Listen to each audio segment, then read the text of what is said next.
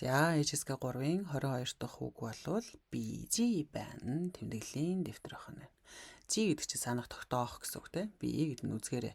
Тэгэхээр үзгээрээ тэмдэглэдэг дэвтэр гэж магчилж орчуулбал. 我的笔记本被同学借走了гэнэ.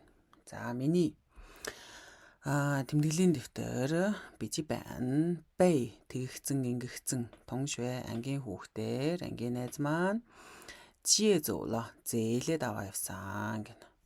请把笔记本放在桌子上гэнэ. За 请тэгнүү ингэнүү илдэг хэлж дээ тийм. Ба гэдэг чинь ик юг бижибэн тэгэхээр тэмдэглэлийн дэвтэртэй тэр ноутбукийг фангзай тавиарай. Байрлал зааж гин хаана?桌子上ширээн дээр. Байрлал зааж байгаа заа бол хоносоо дээрээ дороо татна гадна гэдгээ заавал авах ёстой.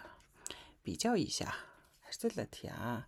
这两个笔记本哪个好? Энэ хоёр тэмдэглэлийн дэвтрийн аль нь дээр юм бэ гэдгийг 比较一下 харьцуулаад хя.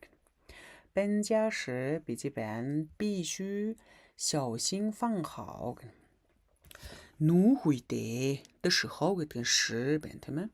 搬家гэрээ нүүлгэх үедээ тэмдэглэлийн дэвтрээ ноутбукээ 必须 заавалчгүй 小心 болгоомжтой 放好 тавьж агаарай хадгалж агаарай болгоомжтой байлгаарай гэнэ.